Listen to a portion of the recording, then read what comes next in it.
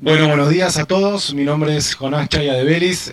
Muchísimas gracias a todos por venir a escuchar este diálogo que organizamos con Ignacio Barranquero sobre empresas públicas y privatizaciones en la Argentina. Agradecemos mucho a Ana Castellani y a Marcelo Rougier por aceptar nuestra invitación y a los organizadores de la CIDI también. Vamos a presentar entonces a los participantes. Ana Castellani es doctora en Ciencias Sociales de la UBA, magíster en Sociología Económica de la UNSAM y socióloga de la UBA, donde además es titular de la materia Análisis de la Sociedad Argentina. Actualmente se desempeña como investigadora principal del CONICET, con lugar de trabajo en el CITRA, donde además dirige el Observatorio de las Elites. Entre 2019 y 2023 se desempeñó como secretaria de Gestión y Empleo Público de la Nación. Es autora de muchos libros, como Estado, Empresas y Empresarios, la construcción de ámbitos privilegiados de acumulación entre 1966 y 1989, recursos públicos, intereses privados y radiografía de la élite económica argentina, entre muchos otros. Y como podemos ver, Ana se especializa en los diferentes tipos de vínculos económico-políticos entre el sector público y el sector privado, y por eso nos interesa mucho contar con su opinión hoy. También está con nosotros Marcelo Rougier, que es doctor en Historia por la Universidad de San Andrés, magíster en Historia Económica y de las Políticas Económicas de la UBA.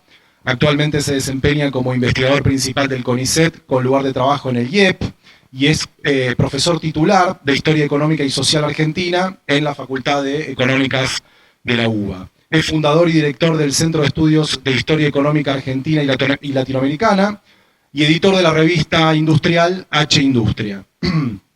Es autor también de muchos libros como Industria, Finanzas e Instituciones, la experiencia del Banco Nacional de Desarrollo, el Estado empresario en la Argentina, la industrialización en su laberinto, una historia de las empresas argentinas, entre muchísimos otros. Creo que ahí hay un nuevo libro incluso que ha traído, un libro de reciente aparición. Y como vemos, Marcelo se especializa en la historia del pensamiento económico, en la historia de la industria y en la historia de las empresas públicas, por lo que también nos interesa mucho escuchar su opinión. El título que le pusimos a este diálogo es El eterno retorno, estatales o privadas, nos preguntamos, ¿no? Empresas públicas y privatizaciones en la Argentina reciente, y queríamos escuchar la opinión de estos especialistas, porque hoy la Argentina está discutiendo una vez más el formato de propiedad de algunas de sus empresas más importantes, ¿no? Y entonces por eso hablamos de eterno retorno.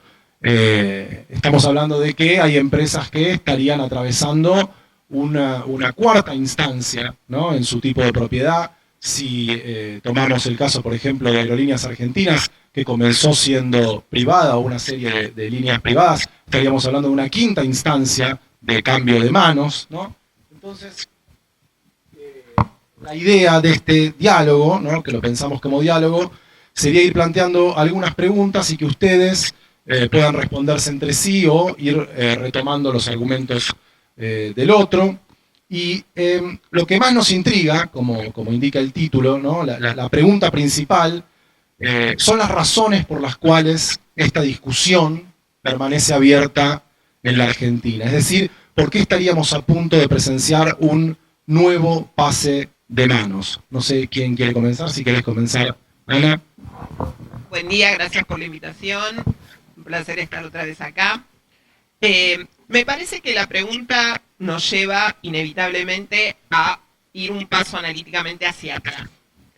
¿Por qué? Porque lo que está en disputa en la Argentina hace ya 80 años, básicamente, es la construcción hegemónica de un modelo de acumulación y de organización social. Ese debate, ese conflicto, esa disputa hegemónica no está saldada. Está saldada transitoriamente, siempre en distintas etapas, pero hay dos configuraciones modélicas en pugna de sociedad, de economía, de organización económica, una más anclada en lo que podríamos llamar un modelo más liberal, aperturista, que tiene anclaje en las materias primas y referencia histórica en lo que fue fines del siglo XIX, el modelo de fines del siglo XIX, principios del siglo XX, y un modelo más industrialista que pone centro en la producción industrial y en el rol del Estado en la conducción de la economía, que si bien arranca, por supuesto, antes, en el peronismo encuentra como la expresión política que lo plasma.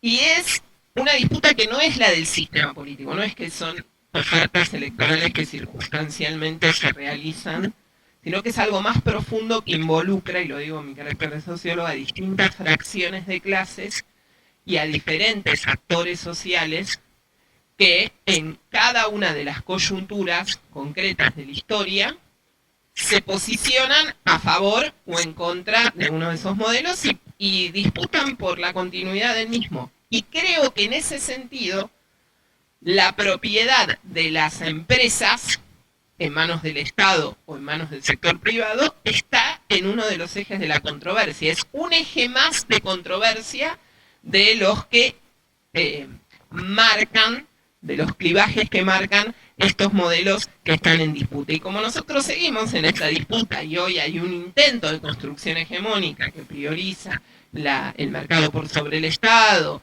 y la apertura de la economía y el rol, lo escuchamos allá claramente en boca del presidente, o sea, no estoy diciendo nada que sea muy sofisticado, el rol de celebrando el Día de la Industria, diciendo nos han hecho creer que se puede tener una industria protegida para el bien de los argentinos y eso no ha hecho más que traer un montón de problemas que se traducen en han vivido a costa de la producción agropecuaria y las divisas de la producción agropecuaria. O sea, básicamente se vuelve a traer eso. Y creo que en ese conflicto irresuelto, que todavía es una disputa hegemónica irresuelta, a pesar de haber tenido intentos muy potentes de resolución, la última dictadura militar claramente el más fuerte de todos, es el que deja a las empresas públicas tironeadas, que han sido construidas en distintos momentos históricos, pero tironeadas en esa disputa y por eso los cambios de manos de propiedad. Eso como explicación más macro, por supuesto, después en cada uno de los periodos habrá razones coyunturales específicas.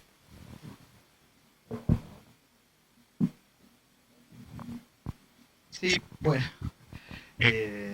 Muchas gracias por la invitación. Sí, estoy totalmente de acuerdo con lo que plantea Ana. Yo creo que hay, en general las empresas públicas tienen una imagen negativa, ¿sí? No tienen buena prensa a nivel internacional y a nivel local, a pesar de que son plenamente utilizadas o tienen distintos desarrollos y despliegues en distintas partes del mundo, con fuerza, digamos, en algunos contextos. Pero más allá de eso, en general, son cuestionadas como empresas que despilfarran recursos. Hay todo un discurso armado en contra de las empresas públicas, obviamente muy intencionado, pero digamos que pone mucha bruma a la hora de analizar, los procesos concretos y la real importancia y el valor que tienen las empresas públicas para el desarrollo económico y social. Y a nivel mundial lo que se observa son también estas lógicas pendulares, ¿no? Es decir, la intervención del Estado también pasa por dinámicas pendulares, con mayor presencia de intervención, con mayor presencia de empresas públicas, de actividades que toma productivas o de servicios que toma el Estado en determinados contextos. Otra vez vos hacías señalamiento, a aquel periodo del siglo XIX donde supuestamente había menor intervención del Estado, pero están muy vinculados finalmente a contextos históricos específicos. La crisis o las crisis en general renuevan, la discusión sobre las empresas públicas o la participación y la intervención del Estado, claramente en el contexto de los años 30, y con todo, las intervenciones de política económica que se suscitó en torno al dirigismo, las políticas keynesianas,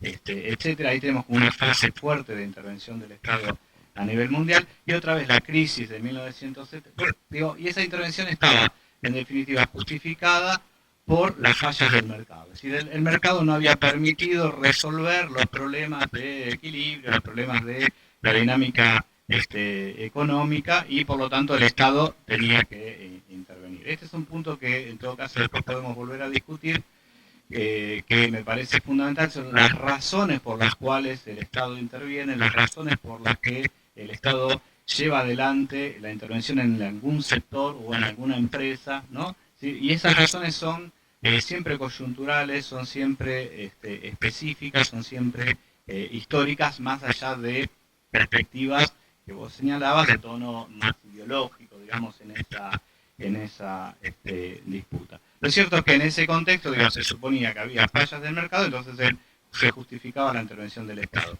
Y en el contexto de la crisis de los años 70, de la crisis del Fordismo, de las crisis de las políticas keynesianas, hay un fuerte, digamos, cuestionamiento a las políticas de intervención del Estado, y se inaugura una etapa de menor participación, obviamente con matices a nivel mundial, de cuestionamiento de la intervención del Estado, de las empresas públicas, donde se refuerza esta idea de que el Estado es un mal administrador per se, y se impone de algún modo la lógica del mercado. O sea, lo que se está discutiendo ahora son las fallas del Estado, ¿no? El Estado ha generado fallas que inhiben el desarrollo empresarial, que digamos, despilfarran recursos, etcétera, etcétera. Y esa oleada, digamos, o esa lógica pendular que se instala a nivel mundial a partir de los mediados de los años 70, fines de los años 70, persiste, ¿sí?, hasta, yo diría, el contexto de la crisis otra vez del 2008 fuertemente. La crisis del 2008 otra vez inaugura una nueva oleada de intervención del Estado y de justificación de la intervención del Estado, que se desarrolla incluso en el plano conceptual y teórico, digo, ¿no? Los trabajos de Mazzucato, etcétera, empiezan a discutir en ese contexto o en ese nuevo contexto internacional, bueno, ojo, la intervención del Estado era importante, ¿no? El rol que tenía el Estado como emprendedor, como desarrollo de innovaciones, etcétera, etcétera. Y otra vez esa idea se refuerza en el contexto de la crisis de la pandemia, del COVID, etcétera. Entonces digo, ahí hay un contexto de intervención estatal en las economías desarrolladas, y estamos en esa ola, digo, ¿no? Pero digo, pero cuesta ser legitimadas, digo, ¿no? Todo ese discurso y todo ese desarrollo teóricos están en algún punto tratando de legitimar esa intervención, ¿no? Para no discutir lo que pasa en China, por ejemplo. Pero en el caso de la Argentina, hoy, digamos, también esas oleadas están presentes, esas fases uno puede identificarlas o advertirlas en la dinámica pendular de la intervención estatal en la Argentina, pero hoy, digamos, claramente está a contracorriente, ¿no? Este discurso antiestatista, claramente contracorriente de lo que está sucediendo a nivel internacional. No solo en respecto a la intervención del Estado, sino a la importancia de las políticas industriales, etcétera. Y eso es como muy llamativo, digo, ¿no? ¿No? ¿Qué es lo que ha pasado en la Argentina?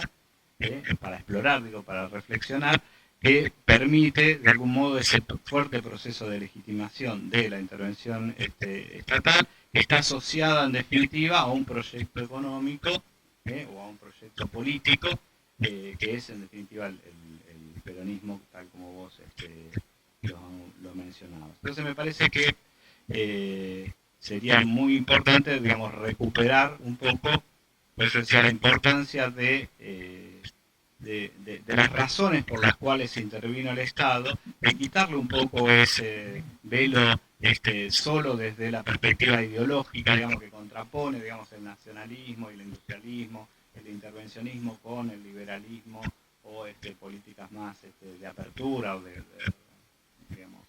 basar la acumulación en ventajas comparativas, etcétera, etcétera, y tratar de entender las situaciones específicas que llevaron a la intervención del Estado en cada contexto, porque probablemente nos encontremos con que hay situaciones de experiencias liberales o neoliberales donde la intervención estatal puntual, digamos, tiene también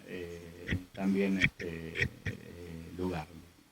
Entonces, digo, me parece que es como para abrir un poco la discusión en torno a estas cuestiones, y después, digamos, hay una serie de elementos o dimensiones que son muy interesantes vinculados a estos procesos, que tienen que ver con, las capacidades estatales, que vos has estudiado muchísimo, las capacidades de gestión, digamos, y los problemas que tienen las empresas estatales, o en general la intervención estatal en las actividades productivas, dimensiones que tienen que ver con la inestabilidad ambiental, inestabilidad macroeconómica, institucional macroeconómica, que afectan de modo particular a las empresas públicas, o de manera diferente a las empresas públicas respecto a las empresas privadas.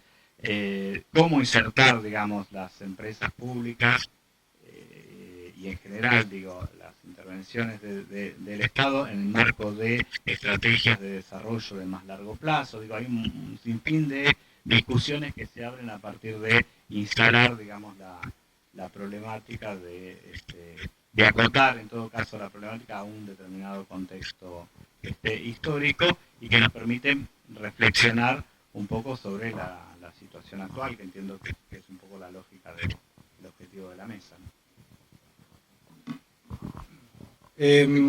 Retomando un poco el enfoque y algo que decían ambos, ¿no? Creo que Ana lo planteaba en términos más constantes de intereses de fracciones del capital, y vos hacías un enfoque más basado en paradigmas epocales y determinadas, digamos, abordajes coyunturales, ¿no? Y puntuales que podrían explicar cada época, cada oleada, cada era de intervención o cada época de liberalización. En la época actual, en relación con estos dos enfoques, ¿no? ¿Ustedes entienden que la justificación de la necesidad de privatizar es similar, es diferente a la que circuló y la que se utilizó en la oleada de privatizaciones de los 90, por un lado, ¿no? En términos ideológicos, desde mi punto de vista, siento que en los 90 había una visión tal vez más pragmática, y hoy en día predomina algo un poco más dogmático, si se quiere. Y en segundo lugar, lo que les quería preguntar en relación con esto es que uno podría presuponer que los principales beneficiarios de una privatización, y en el caso de los 90 tal vez haya sido así, es la burguesía nacional, digamos, ¿no? Que son los primeros a quienes se les concede o concesiona, digamos, una empresa que antes era del Estado y pasa a ser privada. En ese sentido son actores industriales, ¿no? Entonces, ¿cómo juega acá el tema de un modelo más primarizado, ¿no? Como lo planteas vos, o más basado en exportaciones, con el beneficio que se le da a las empresas industriales una vez que se privatiza una empresa? Por ejemplo, YPF o empresas de rubros, tal vez, bueno, no tan basados en la exportación, en la típica exportación, aunque bueno, YPF se podría considerar también una empresa de commodities, ¿no? Hoy en día. Pero bueno, esa era la pregunta.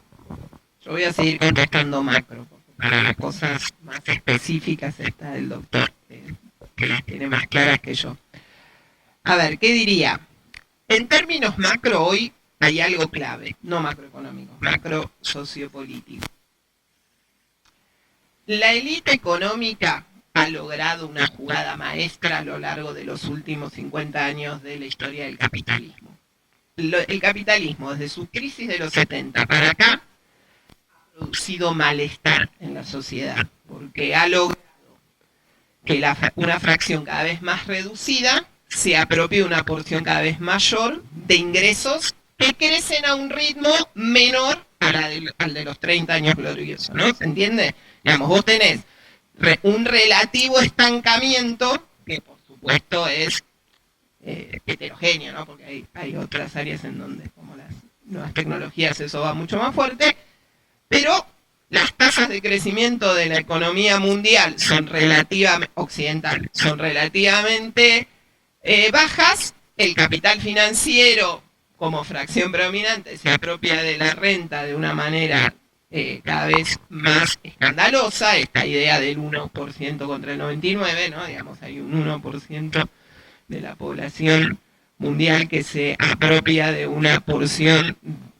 cercana al 30% de los ingresos, y eso genera un deterioro, obviamente, de las condiciones materiales de vida de los trabajadores, que primero recurren a formas de endeudamiento en el occidente central y que después, lisa y llanamente, viven peor en términos materiales, con una complicación mayor aún, que es que todos los hábitos culturales de consumo te llevan a una necesidad de cada vez más cosas. O sea, necesidades crecientes, estancamiento relativo, distribución más injusta de la riqueza.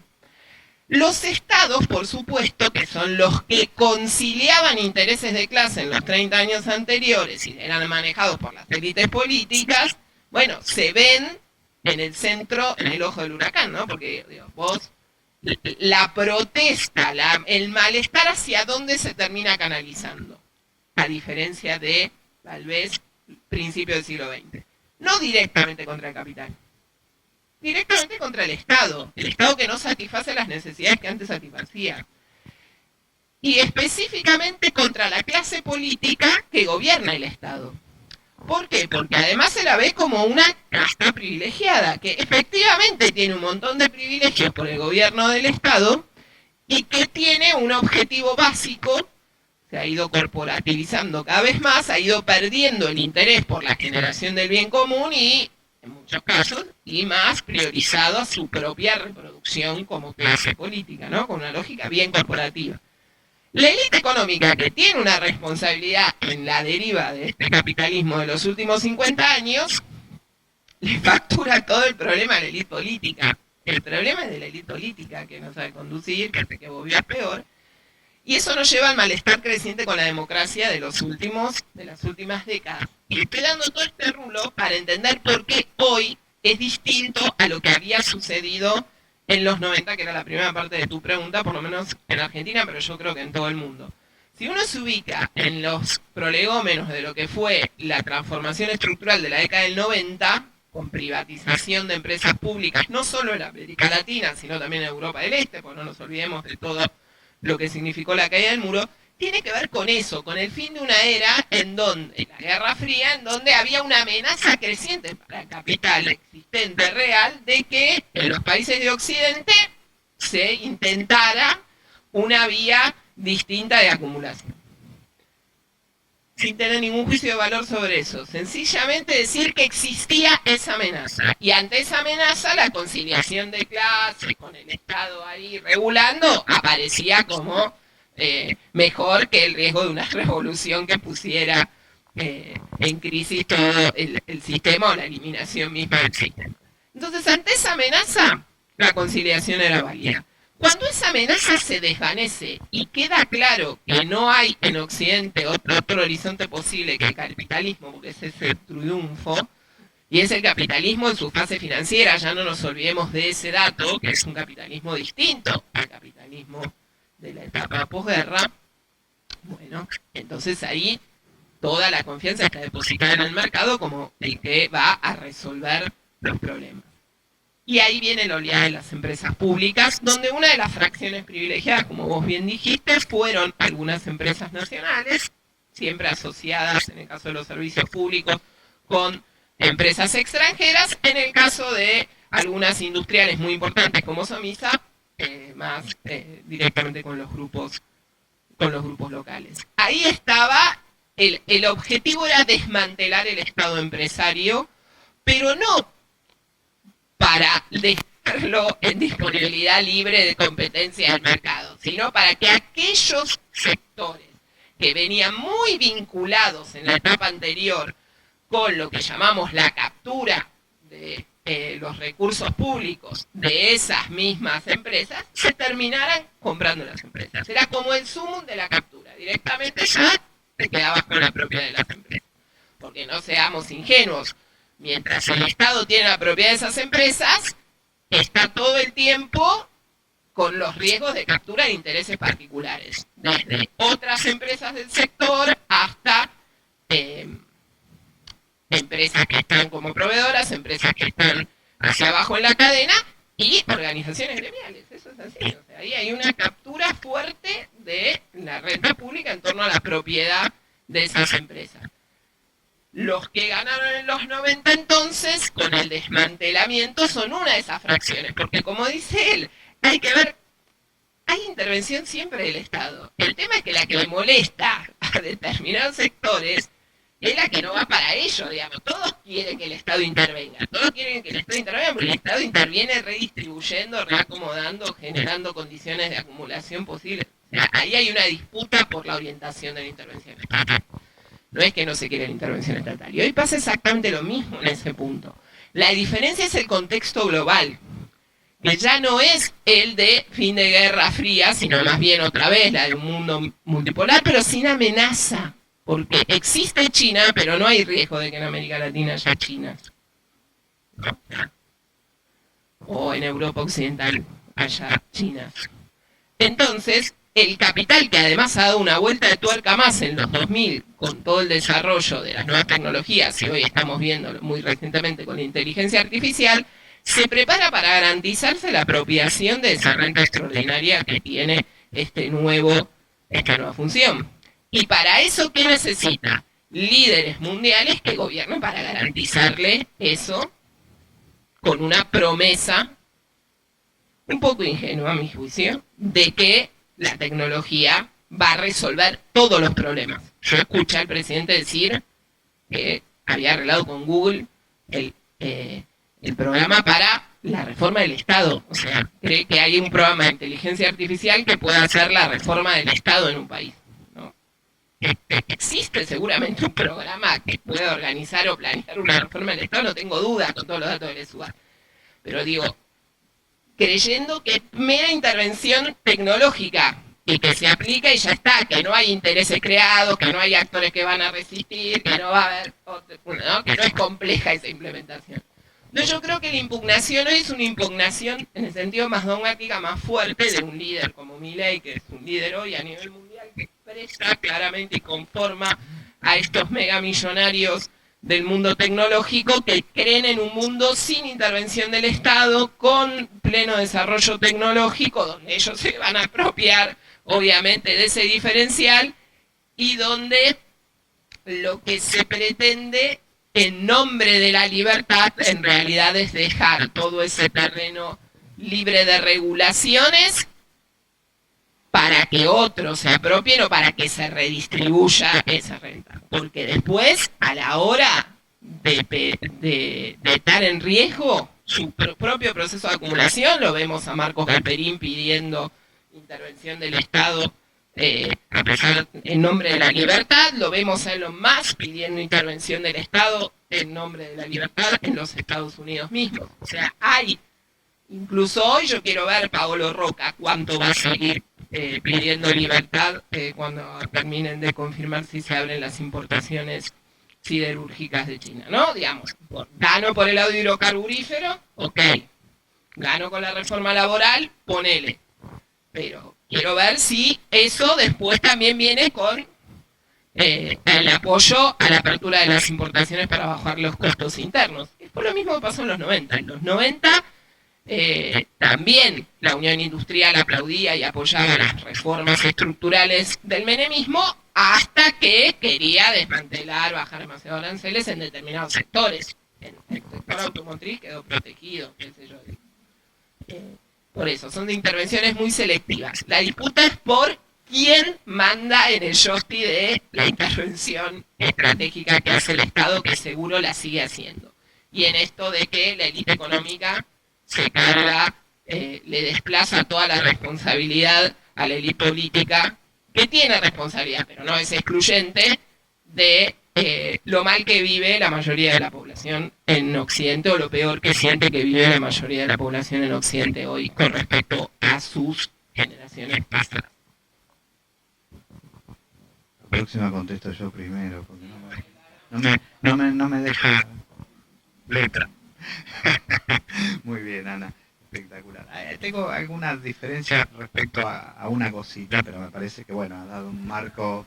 Un marco general con el cual acuerdo acuerdo plenamente, quizás volviendo un poco al punto de tu pregunta, la gran diferencia tiene que ver con el contexto previo donde se acciona ese proceso de privatización en los 90, está un poco asociado también a lo que viene del cambio de la dictadura militar y la masividad de ese proceso. ¿No? Ahí estamos hablando porque todavía en los 90, más allá de los intentos de privatización durante la dictadura militar y las resistencias sociales en ese plano, incluso de los propios militares y de lo que vos conocés muy bien, sucedió durante la experiencia de Alfonsín, digamos, el grueso de ese Estado empresario que se había conformado en la posguerra fundamentalmente está presente, digo, ¿no? La cantidad de empresas, eso sucede en la Argentina y sucede al menos en las grandes economías latinoamericanas, esa intervención estatal es masiva, es extremadamente importante y es estratégica en muchos sectores vinculados precisamente a la dinámica del proceso de industrialización por sustitución de importaciones. Es decir, está asociado, vos lo decías, la intervención estatal, la empresa pública, el Estado empresario como tal, con un proceso de acumulación centrado en la industrialización. Y ahí hay como distintas formas de entrada, digamos, de esa intervención, algunas, digamos, uno diría más desde la lógica por arriba, en la lógica de la promoción industrial, digo, está asociado esa intervención a crear empresas o a directamente públicas o algunas, digamos, mixtas, o estimular o incentivar el desarrollo de empresas privadas asociadas a esas empresas públicas, que en algún momento tiene hasta la lógica de los polos de desarrollo y de desarrollo regional. Están las empresas públicas vinculadas a las demandas sociales de servicios que eran bastante más antiguas, en el caso de teléfonos, en el caso de aerolíneas, en el caso de las obras sanitarias, etcétera. Y después hay una intervención más por abajo, tratando de evitar los conflictos, digamos, en esta lógica del Estado más reparador, si se quiere, o plomero, o asistente, digamos, que evita la quiebra o la crisis de empresas por motivos sociales para evitar el conflicto social en un contexto además político donde la Argentina tiene, digamos, esa restricción vinculada al peronismo y los golpes militares, etcétera. Y esto también es, de algún modo, masivo en algún contexto. Y luego también está algo que hemos estudiado particularmente, que es la intervención del Estado en el capital sin tener el control decisivo de las empresas privadas, pero la participación accionaria en el capital de las empresas privadas, con participaciones del 15, 20, 30, 40%, y donde a veces esa participación es la primera minoría, digamos, y tiene las decisiones más importantes respecto a las estrategias empresariales y su competitividad en el mercado. Entonces digo, hay como una míriada de distintas formas de intervención del Estado que lo hace masiva en ese contexto, que empieza a resolverse en parte durante la dictadura militar, pero que es atacada fundamentalmente en el contexto de los años 90, en el marco de esto más general que vos definís, de avanzada del capitalismo frente a otras alternativas que ahora han desaparecido. Precisamente no es casualidad, digo, que los 90 estén atrás de la caída del muro, digamos, y de la crisis del socialismo real, ¿no? Entonces ahí hay un proceso que se une a un proyecto de acumulación, un proyecto económico, que además se vincula con una fuerte crisis de algunas de esas empresas estatales que vienen arrastrándose de años, de tiempo atrás, porque digamos, es cierto, digo, las empresas estatales son claves para el impulso del desarrollo económico en los años de la sustitución de importaciones, en los años que vienen de la posguerra, pero hay empresas estatales que funcionan muy bien, hay otras que funcionan muy mal, y siempre, digamos, tienen mala prensa, como decía previamente, y están fuertemente deslegitimadas, sobre todo en el sector de los servicios. Y en ese contexto, digamos, tiene lugar una campaña fuerte de desprestigio a través de los medios, pero digamos sobre la base de una situación real de alguna de esas empresas públicas que las involucra a todas, ¿no? En el marco además de este proceso de crisis de la deuda, de transferencia de las empresas públicas a los sectores empresariales locales e internacionales, en los acuerdos, digamos, o consorcios para pago de deuda, etc. Entonces ahí hay un contexto particular que desmantela finalmente el Estado empresario de la Argentina y que se vincula, digamos, a la redefinición de la forma de acumulación del capitalismo en la Argentina, que deja lugar o da paso al costado respecto a aquella vieja estrategia sustitutiva o centrada, no digo sustitutiva porque también había estrategias exportadoras, pero digo centradas en los procesos de industrialización, y avanza como plenamente en la dinámica de buscar aquellos sectores o promover aquellos sectores de acuerdo a sus ventajas comparativas. Esto es lo que decía antes, reponer, digamos, al mercado frente al Estado. En el contexto actual, digo, otra vez los vaivenes, habría que ver qué pasó durante la experiencia del kirchnerismo respecto a las empresas públicas o la intervención del Estado, pero digo, el contexto actual es un contexto absolutamente diferente, digo, ¿no? Porque no es que haya una fuerte crítica, ya sí hay una fuerte crítica de parte del discurso liberal, pero digo, no es que está instalado en la sociedad de que las empresas públicas funcionan mal. ¿Qué empresas públicas funcionan mal? ¿Cuáles son las empresas públicas que funcionan mal? Para el conjunto de la sociedad. No son los teléfonos de los años 90. ¿Cuántas empresas públicas tenemos?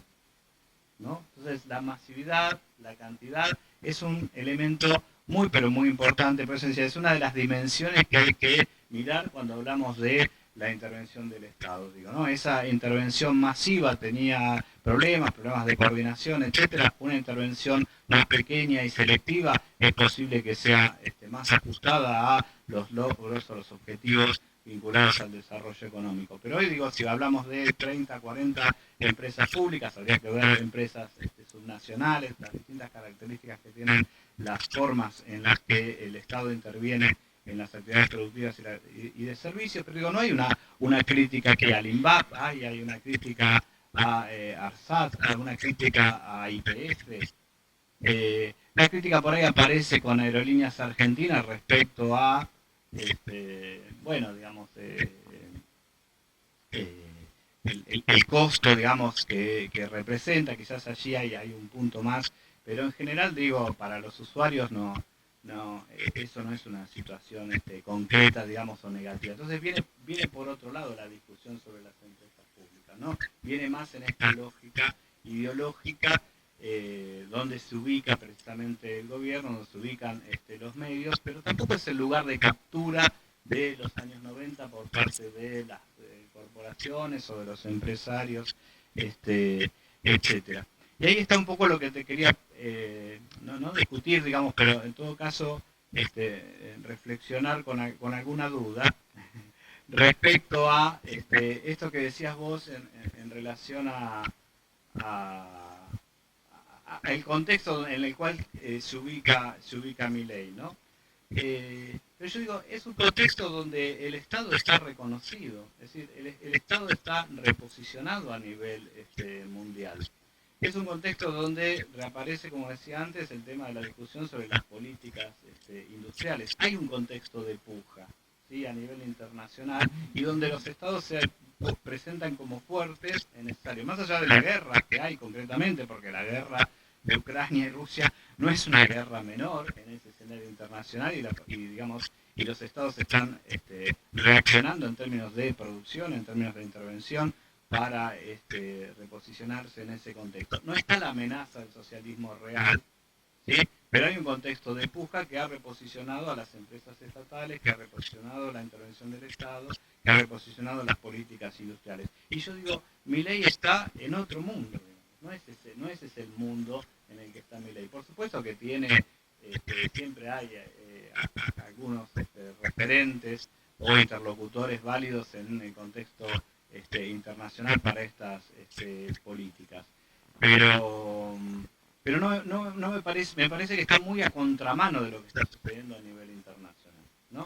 Incluso hoy en el espacio latinoamericano también estas contradicciones se perciben. Hay un problema claramente, digamos, de cómo lo percibe la sociedad, digamos, ¿no? Cuáles son los problemas para la sociedad de esa intervención del Estado, porque en general está mal visto todo lo que esté vinculado al Estado, pero yo digo, está mal visto lo que está vinculado al Estado porque está mal visto lo que está vinculado al peronismo asociado con el Estado o al populismo asociado con el Estado, pero no una empresa pública en sí misma, ¿no? Más allá, insisto, de esa mala prensa que en términos general tiene.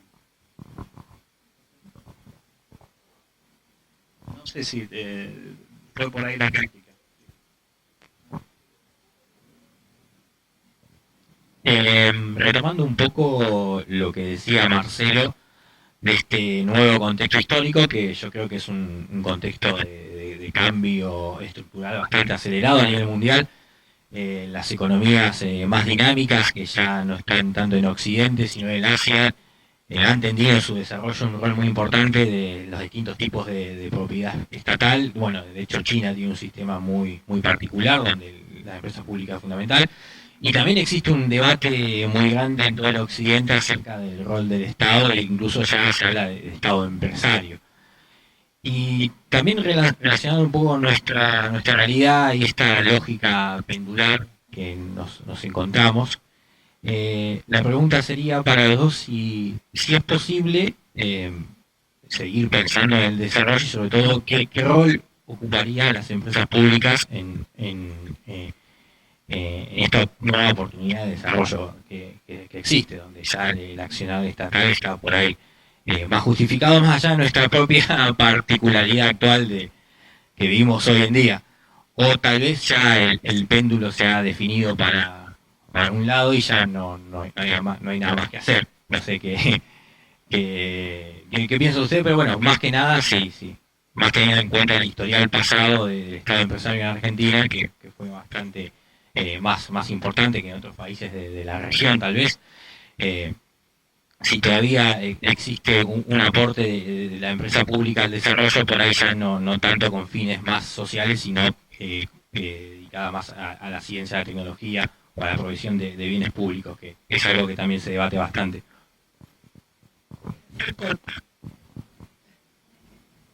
No, la disputa no está resuelta. Afortunadamente. Todos lo plantean como los vaivenes de la Argentina como el problema, ¿no? Y yo digo a veces, bueno, mejor que sigamos en los vaivenes, sino que ya se haya definido por el lado que uno no quiere. Pero bueno, supongo que también esto tiene consecuencias negativas, lo de los vaivenes, sí son evidentes.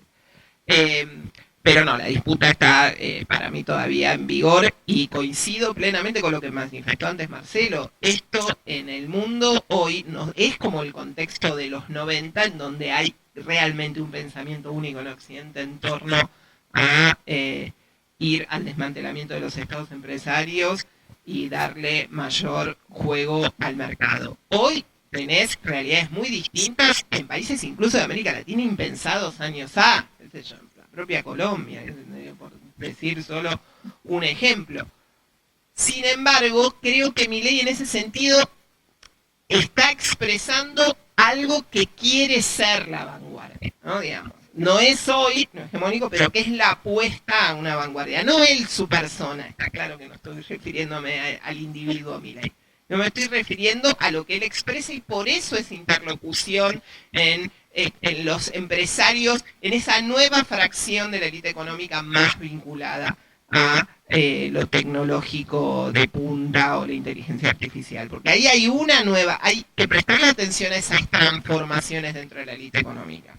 No es el establishment tradicional, económico financiero tradicional, es otra cosa. Hay que ver cómo sigue desenvolviéndose esa fracción y cómo quiere articular su disputa hegemónica, teniendo cómo quiere articular su voz en el marco de la disputa hegemónica por el Estado, que eso sí puede ser a nivel internacional, sobre todo contando con los fierros que cuenta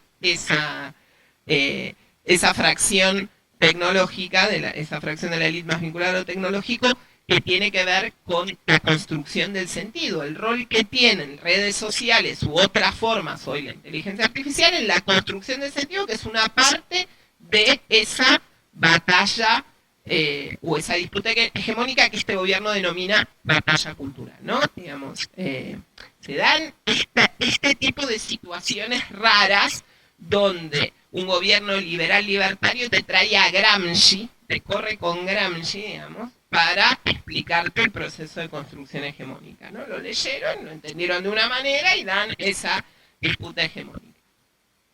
Por el lado de la segunda parte de la pregunta, ¿qué posibilidades sigue teniendo el Estado de contribuir a un proceso de desarrollo en la Argentina? Bueno, yo creo que en algunos sectores está claro su potencial. Digo, la reestatización parcial de YPF, justo convergente con el petróleo, el descubrimiento de estos de vaca muerta, digamos. Entonces, esta nueva forma de extracción del petróleo y el gas que también viene de la mano, bueno, ahí deja abierta una posibilidad de que, teniendo control estatal de esa producción hidrocarburífera, que evidentemente todo parece indicar que tiene un gran potencial de desarrollo en los próximos 30 años y de exportación enorme, y entonces tal vez la matriz de ingreso de divisas en la Argentina se pueda modificar sustantivamente, porque va a ser el Estado el que se quede con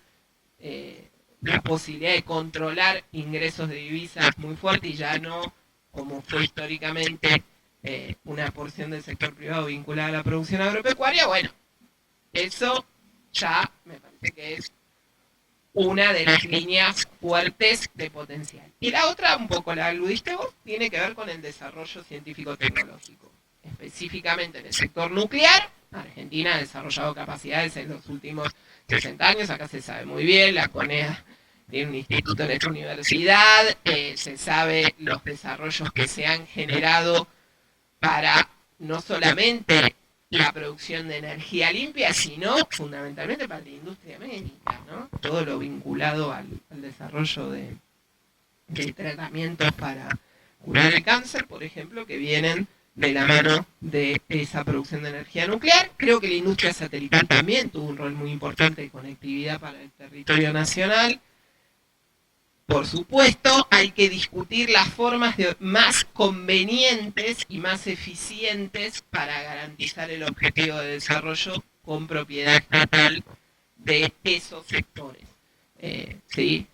Pero coincido con Marcelo plenamente en que hoy no hay arraigado, como sí en los 80, con experiencias muy concretas. En los años 80 conseguir un teléfono era una odisea, había lista de espera de años. Las casas que se vendían se decía con teléfono, y eso era un valor mayor. Y yo lo cuento siempre una anécdota. Nosotros somos 4 amigas del colegio secundario, la única que tenía teléfono era yo. O sea, 4 personas en el conurbano, 4 familias que íbamos al mismo colegio, yo era la única que tenía teléfono. O sea que yo con mis amigas solo me podía comunicar personalmente, viéndolas en la escuela o arreglando o llamando.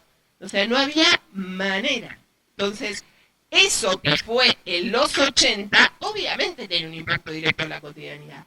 Hoy, como dice Marcelo, nadie dice nucleoeléctrica pierde. Primero no pierde, y segundo, qué sé yo, no tienen ni idea que existe nucleoeléctrica la mayoría de los mortales, porque lo que quedó rezagado el Estado es básicamente en ese tipo de producciones, excepto los ferrocarriles, que sí son como el fronting permanente, porque ni siquiera aerolínea, cuánta gente viaja en avión, honestamente la gran mayoría de la sociedad no lo hace.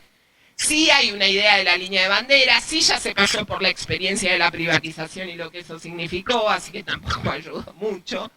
Me parece que está más que nada la idea ahí de achicar brechas fiscales y suponiendo que siga vigente la idea de que es lo fiscal el principal problema de la Argentina. Pero creo que es fácil de explicarlo, no económicamente para mi ley, sino desde privilegios de la casta. ¿Sí? Ahí es donde el gasto público es el caballito de batalla. Pero en las otras empresas salir a reventar la conea porque la gente cree que funciona mal, me parece que no es la estrategia. Es más, como vimos en la ley bases y en el decreto 70, ¿no? En el proyecto original de la ley bases.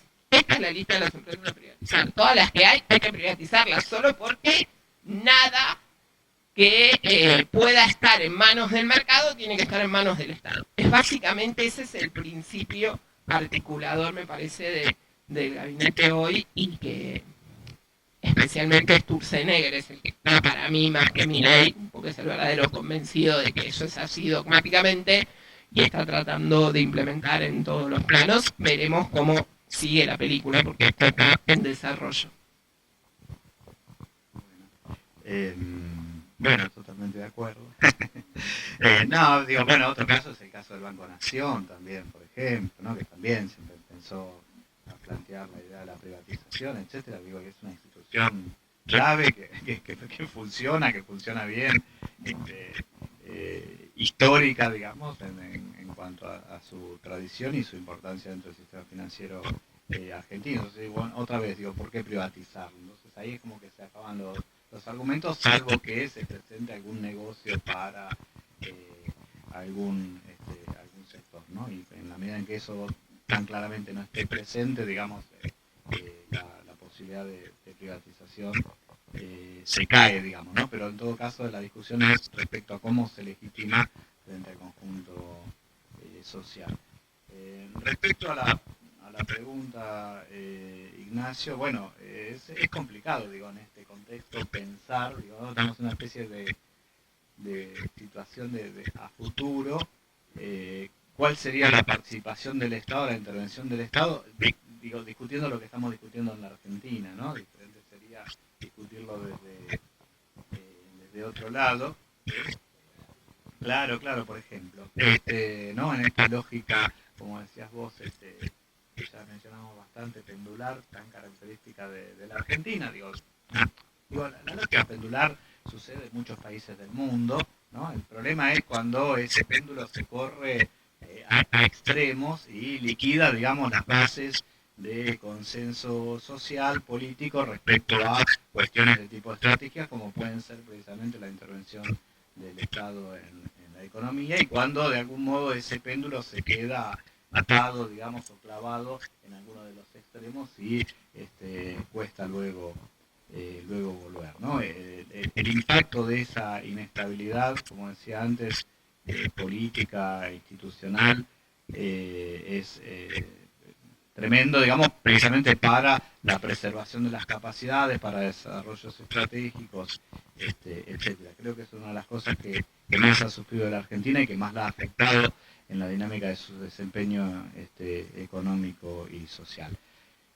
Ahora, la experiencia histórica, no solo en la Argentina, sino a nivel internacional, demuestra que el Estado ha jugado un rol significativo en el desarrollo económico, ¿no? Otra vez, uno puede volver ahora a Mazzucato, lo que descubrió Mazzucato, digo, más o menos trabajamos historia económica, lo sabemos desde siempre. Ahora tienen muy buena prensa en este nuevo contexto internacional. Yo digo, jugó un rol significativo financiando inversiones en sectores de riesgo donde el capital privado, digamos, no está dispuesto a hacer inversiones, desarrollando productos, desarrollando innovaciones, más allá del desarrollo científico-tecnológico en el proceso productivo concreto, etcétera. De eso tenemos infinidad de ejemplos a nivel mundial y en la Argentina. Todo eso está potencialmente disponible para la intervención del Estado a futuro. El tema es como las bases necesarias para repensar y discutir eso. También es cierto que hay una pérdida fenomenal, digamos, en estos procesos de vaivenes, idas y vueltas, de capacidades estatales. Yo digo, siempre lo miro un poco, lo hemos charlado en algún momento, respecto, por ejemplo, financiando inversiones. Bueno, el Banco Nacional de Desenvolvimiento Económico en Brasil financia desarrollos tecnológicos, financia exportaciones, etcétera, ha financiado proyectos de infraestructura en la Argentina, y nosotros teníamos un banco de desarrollo que funcionaba más o menos, pero que había cumplido algún rol y que fue liquidado. Esa capacidad estatal en ese plano quedó diezmada, digamos, y no es posible ser recuperada. En el contexto donde hubo alguna idea de repensar otra vez la intervención del Estado en ese sector financiero para impulsar inversiones, en particular de pequeñas y medianas empresas, como fue el contexto post-crisis del 2008, recién en la época del kirchnerismo, bueno, se utilizaron distintos instrumentos, reforma de la Carta Orgánica del Banco Central, compañía de seguros, modificación de la bolsa, etcétera, distintos fondos, las AFJP, digamos, lo que había que dar a las AFJP, etcétera, para financiar inversiones, por ejemplo, ¿no? Pero bueno, ahí había problemas fuertes de coordinación, etcétera. Entonces digo, bueno, ¿podemos volver a discutir la creación de un banco de desarrollo? Hay que legitimarlo socialmente, digo, pero ¿para qué vamos a discutir la creación de un banco de desarrollo? ¿Para qué vamos a discutir la intervención del Estado? ¿Para qué vamos a discutir la relevancia de una empresa pública? Como por ejemplo, ¿por qué vamos a discutir si Vicentín tiene que pasar a mano del Estado o no? Cuando toda la gente sale a decir, no, Vicentín no, o IMSA puede pasar a mano del Estado o no. Digo, si no tenemos o no lo insertamos dentro de un plan de coordinación más estratégica, ¿no? Dentro de un plan de desarrollo. Tiene lógica la intervención del Estado en la medida en que esté asociado a un plan estratégico de desarrollo en el largo plazo.